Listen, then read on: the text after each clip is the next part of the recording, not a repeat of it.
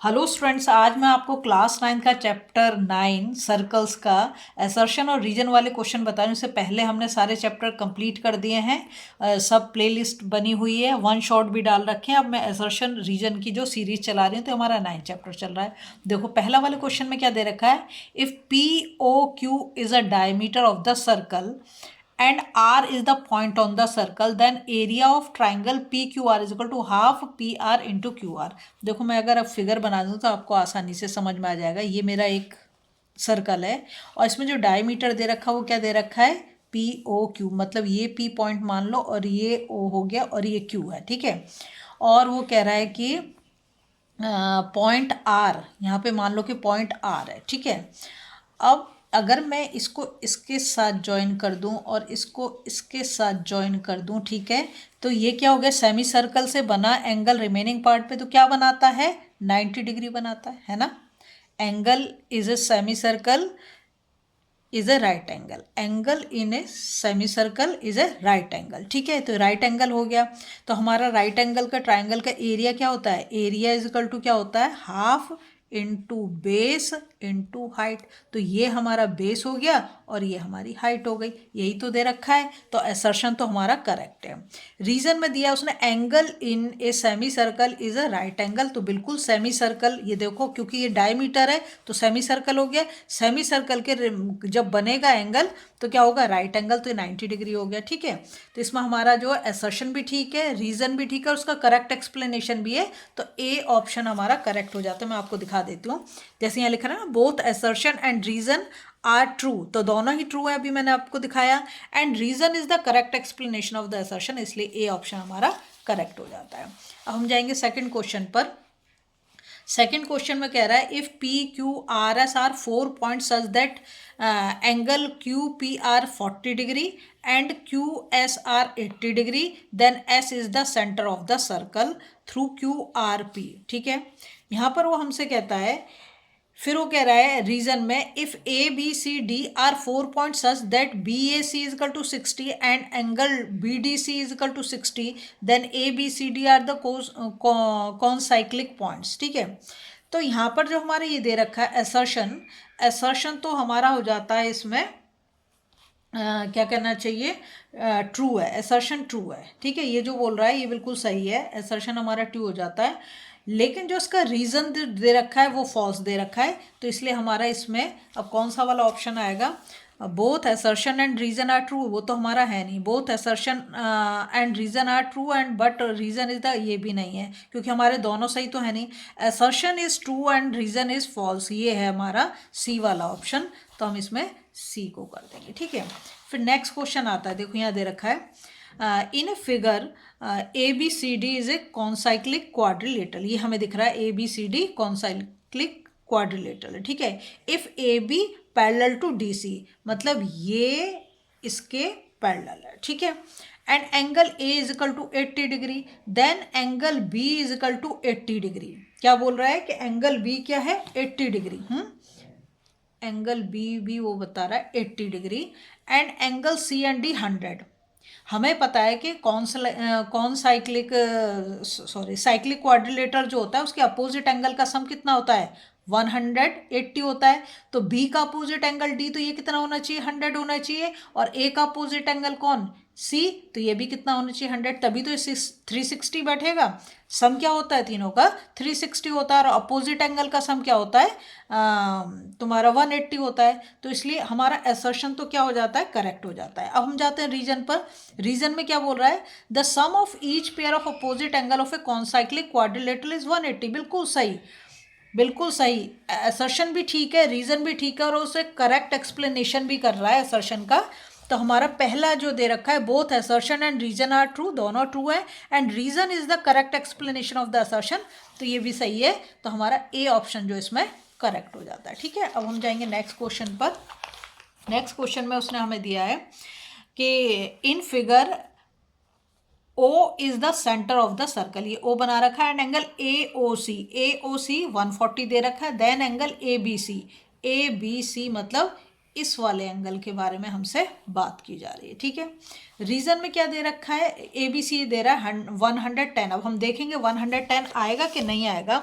देखो ऐसे कर दो इस फिगर को आप उल्टा, ये ध्यान रखो कि सेंटर पे बना हुआ एंगल है, सेंटर पे बना हुआ एंगल और जो आपके रिमेनिंग पार्ट पे एंगल बनेगा उसका हाफ होगा, ठीक है। लेकिन दोनों की डायरेक्शन सेम, ये उल्टी डायरेक्शन में है, ये इधर और ये नीचे की तरफ नहीं, आपको ये निकालना पड़ेगा, इसका रिफ्लेक्स निकालना पड़ेगा। तो रिफ्लेक्स कैसे निकालोगे, हमारा कंप्लीट एंगल कितना होता है 360। अगर मैं 360 से 140 को माइनस कर दूं तो कितना आ जाएगा हमारा 220 आ जाएगा। और मैं कह रही हूँ कि जो मतलब सरकमफ्रेंस स्पेस की जो बनेगा वो कितना होगा, हाफ होगा। तो 2 से मैं इसको डिवाइड कर दूंगी हाफ करने के लिए, तो 110 हो गया। तो ये वाला एंगल कितना आना चाहिए 110। क्या वो हमें 110 बोल रहा है, हाँ बिल्कुल उसने बोला है कि ए बी सी कितना 110, तो ये बिल्कुल करेक्ट है, असर्शन हमारा करेक्ट है। अब हम जाएंगे रीजन पर, वो कहता है angle subtended bye an arc at the centre is double the angle subtended bye it any point of the remaining part of the circle. तो रिमेनिंग पार्ट पे तो यही है हमारा, जो एंगल बी है वो रिमेनिंग पार्ट पे है ना, और सेंटर पे जो हमारा एंगल है वो ये है। तो ये हमारा remaining part of the circle.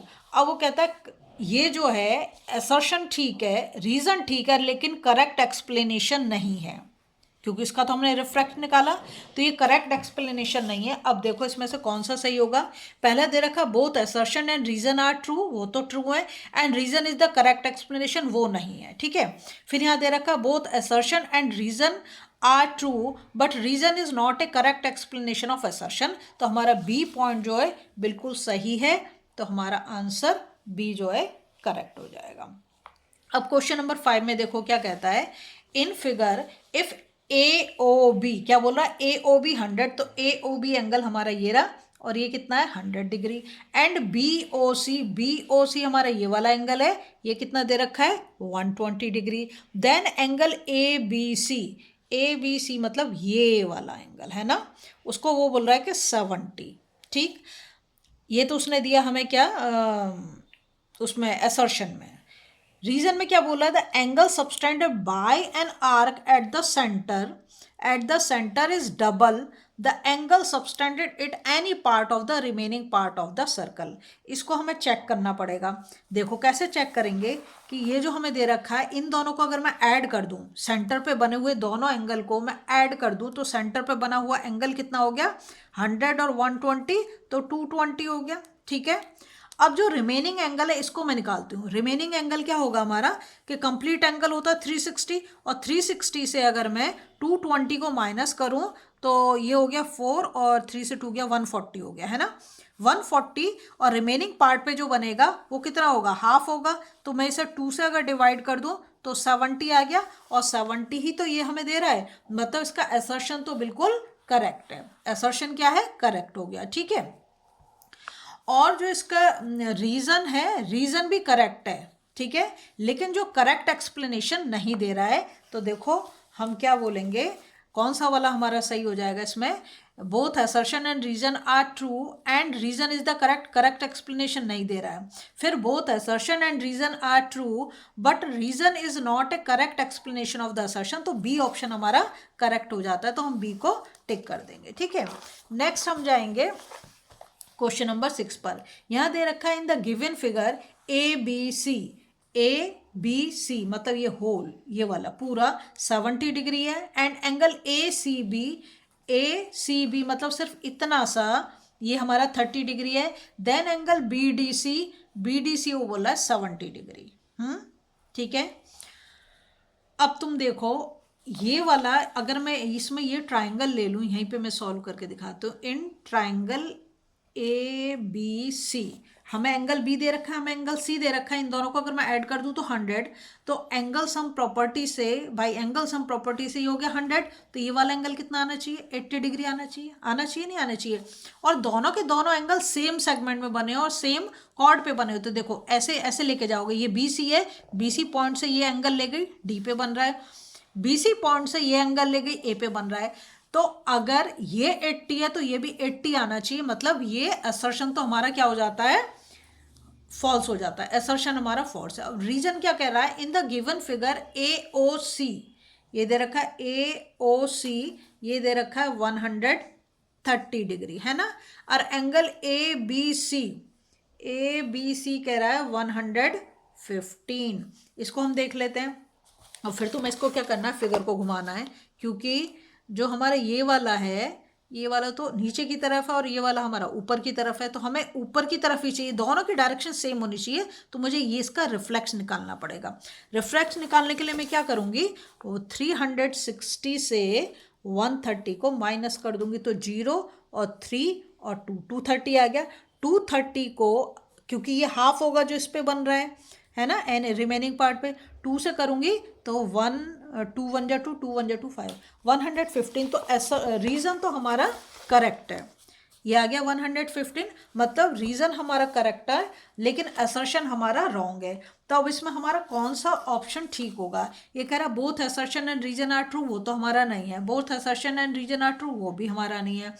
कहता है कि assertion is true and reason is false, वो भी नहीं है, क्योंकि असर्शन तो हमारा रॉन्ग निकल रहा है। तो assertion is false and reason is true, मतलब डी ऑप्शन हमारा करेक्ट ऑप्शन है। ठीक है, नेक्स्ट क्वेश्चन नंबर 7 पे, ये लास्ट क्वेश्चन है। यहाँ पर दे रखा है cyclic parallelogram is a square, बिल्कुल गलत स्टेटमेंट है। A cyclic parallelogram is a rectangle होता है, स्क्वायर नहीं होता है। क्या होता है, रेक्टेंगल। तो असर्शन तो हमारा क्या हो गया, रॉन्ग हो गया। अब कहता है diameter is the largest chord in a circle, ये बिल्कुल सही है, डायमीटर लार्जेस्ट कॉर्ड होता है। तो हमारा असर्शन रॉन्ग हो गया और रीजन हमारा क्या है, रीजन हमारा ट्रू है। तो देखो इसमें कौन सा ऑप्शन आता है, ये दोनों तो आएंगे नहीं क्योंकि इसमें दोनों ही करेक्ट हैं। इसमें असर्शन ट्रू है, हमारा असर्शन नहीं है, और असर्शन हमारा फॉल्स है। यहाँ पर जो डी ऑप्शन आता है वो हमारा सही है। अगर आपको वीडियो पसंद आ रही है ना, प्लीज़ लाइक शेयर सब्सक्राइब कर दें, फॉलो जरूर करें।